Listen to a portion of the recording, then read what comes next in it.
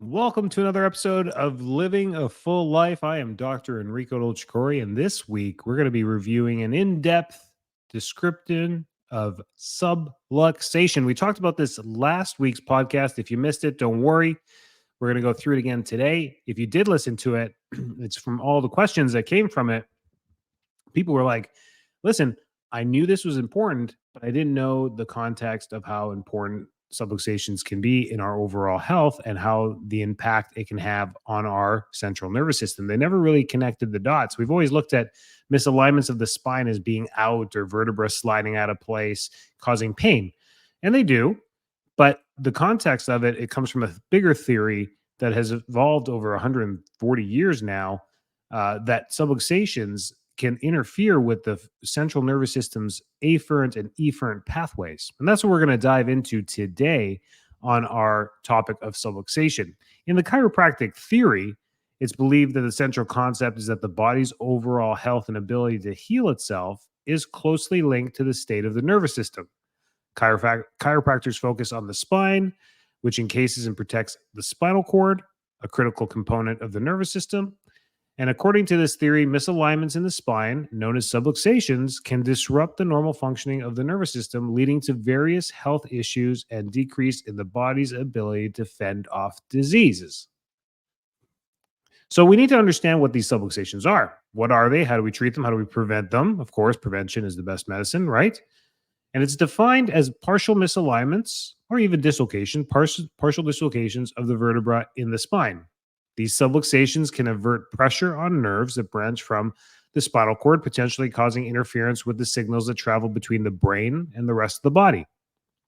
These disruptions can impair the body's ability to regulate and coordinate its functions, leading to health problems. So there you go. That's the definition from the web. It's a definition that most of the profession agrees on. And now we really want to dive into this episode about the impact on health and disease prevention by utilizing this. The dental theory over the last 200 years was that oral health plays a major role on our overall health. And at the very beginning, they were looked at as, quacks or not real doctors. But as we learn more about oral health, we actually connected it to many different diseases, and that keeping oral hygiene clean can prevent a lot of other diseases throughout the body, chronic infections, heart problems, and the list goes on and on. So dentistry has grown quite a bit in its utilization rate. 77% of people utilize dentists all the time. You'd think it'd be 100%, but because of cost, 77% of people utilize dentistry on a regular basis. And chiropractic has slowly slid into the mainstream. Over the last 50 years, chiropractic went from about 5% utilization, meaning about 1 in 20 people would have ever seen a chiropractor maybe once. And we hovered around 11, 12% for decades. We got to 11, in the 90s, in the 2000s. And since 2015, there's been an exponential growth in chiropractic utilization. It's gone from the 12, 13% to some studies showing 33% utilization, meaning 1 in 3 people are utilizing chiropractic care. So we have to look back and think, okay, well, what has happened? Well, finally, over the last 10 years to do this. And really, it's been over the last 50 years of this premise saying, wow, chiropractic plays a bigger role than just back pain. And we've shown it. When you look at back pain literature, chiropractic has swamped the literature on that as being the most effective and the most cost-effective way of treating back pain. Therefore, they're on every sports franchise, in every sporting event. They have Olympic teams. They were in the NFL, the NBA, the MLB, the NHL. They're everywhere, even in European football. They're everywhere because of this understanding of just back pain and prevention. But now we're on to the second layer of the theory of chiropractic, saying that it has a major impact on disease prevention. So number one is restoring nervous system function by getting adjusted. By adjusting the spine and correcting subluxations, chiropractors aim to restore proper alignment. This is believed to remove the pressure on the affected nerves, allowing the normal flow of nerve impulses. With the nervous system functioning optimally, the body is better equipped to maintain homeostasis, repair tissue, and support overall health. So we've shown this in literature that if we remove subluxations or if we have a healthy nervous system that's unimpeded by anything, physical, chemical, emotional stresses, whatever it may be, it functions optimally. When it functions optimally, the body functions at homeostasis, which means at a balance between all the things it needs to do. It's not an overproduction of enzyme. It's not an underproduction of enzyme. It's not overstimulated. It's not understimulated. The nerve tone is regular and it's not over or under. So that is what homeostasis means. And when that is working in balance, we get tissue repair, sleep pattern, and everything functioning optimally. That is the premise. So, number two is enhancing immune function, which is a direct correlation to the nervous system. The nervous system pretty much harnesses the immune system's abilities. The immune system is actually driven by our gut microbiome and a complex communication between this biome and our brain. But the brain is the one that sends out the white blood cells and the killer T cells and all these things in our immune system response to whatever may be viral, bacterial, or any type of foreign invader. The nervous system plays a crucial role in regulating immune system. When when nerve interference is reduced, the immune system can function more effectively. This enhanced immune response helps the body better defend itself against infections and diseases, potentially reducing the likelihood of illness. Pretty cool stuff. Number three, why we should be getting adjusted regularly. Improving organ function. So when we have the most common things are headaches and back pain in the chiropractic office. When people have chronic back pain and it is nerve related, the adjustments help them quite quickly. They start to feel better immediately. And a good chiropractor will teach their patient that these nerves that are supplying the muscles in the low back, the nerves in the legs, wherever the pain is being radiating to or traveling to, is where they're feeling the nerve impingement or the nerve interference. So feeling is a great indicator of something not working right. Pain can really drive us to take action. But those same nerves also supply sensory and organ. So the organs we don't feel. We may not feel pain in our fallopian tube. We may not feel pain in our ureter. We may not feel pain in our, pelvic floor organs. We may not feel pain in the fascia between our liver and our stomach.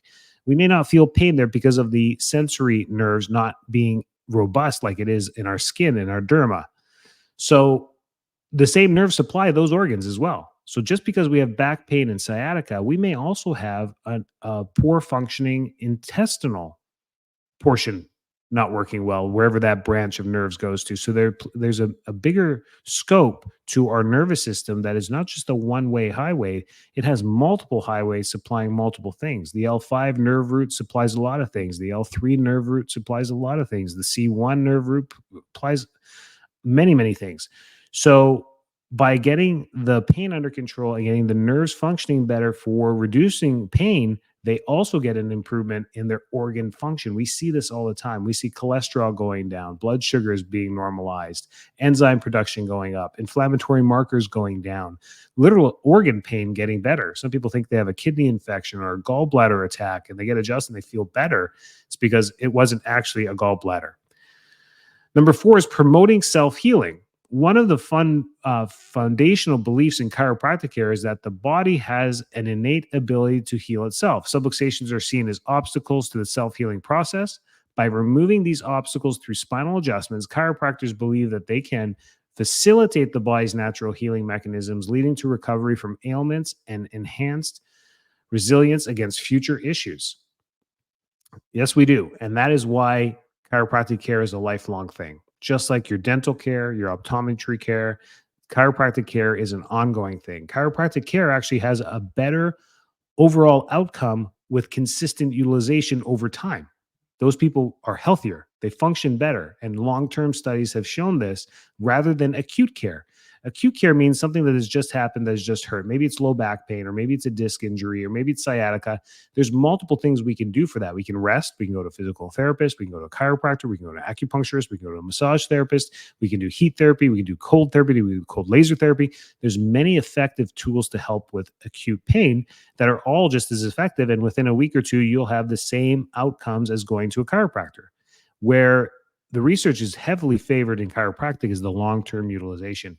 People utilizing chiropractic long term are on less prescription drugs, have less chronic disease, and the studies haven't shown longevity yet as a number showing that people live longer, but I sure do have a lot of 90-year-olds driving to my office on their own getting adjusted.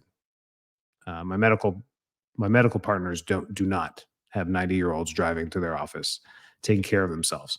So it just shows for itself. And number 5 is preventative healthcare. As I just said, it is best utilized as getting regularly adjusted to promote and not just treat existing conditions, but as a preventative measure. By maintaining spinal alignment and nervous system health, individuals may experience fewer health problems over time. This proactive approach is thought to help prevent the onset of disease by keeping the body system functionally optimally. So, this theory is not really a theory, it's actually been practiced in real life for over 135 years. And in my office, I joke a lot. Chiropractic is the one modality that I can see in our society that hasn't changed at all since 1895. It is the exact same delivery of healthcare since it was then. Yes, the tools have changed. The tables are nicer. The upholstery is nicer. The chiropractic offices are nicer. And technique has evolved and changed with clickers and guns and devices to make it easier for the patient. The tables drop, they're cushioned, they do all these cool things. But just like how we used to adjust on a piece of 2x4 or plywood back in 1895, it is the exact same thing. Chiropractic means done by hand, and it is still up to today done by hand. And it hasn't really deviated much since then. Why? Because when something works, you don't have to change it. And that is what chiropractic has done. So it's been very cool to watch it in my career, but to encourage people to utilize chiropractic regularly. Should your kids get adjusted? Absolutely. Regularly. Now, what does regularly mean? Regularly can be anything. It's a frequency. It's considered a frequency. It's like exercising regularly. For me, I exercise 5-6 days a week. That's regular for me. That's been over a year. That's what I do. But that's not regular for someone else who exercises and has the same fitness level as me. They may exercise twice a week or 3 times a week or once a week. Who knows? Frequency is what you train your body to exercise or to be. So if you do something every single day like your job, you're training your body into that posture, into that stress response of that job. And it's if you work 40 hours a week, man, that's a lot of training that you train your body into. Exercise might be 5 hours a week, 3 hours a week, 2 hours a week, 1 hour a week, whatever it may be. You're using 1 hour a week to train your body that way physically. So same thing when it comes to chiropractic, there is no right number. In upper cervical that I do, people can hold 1, 2, 3 months. I might see them every 3 months. And other, for full on wellness with the families, I may see them every week. It all depends on the frequency that works for the families to come on in. If you're solo, you can make any frequency you want. Your body will get used to that frequency and it will only be good.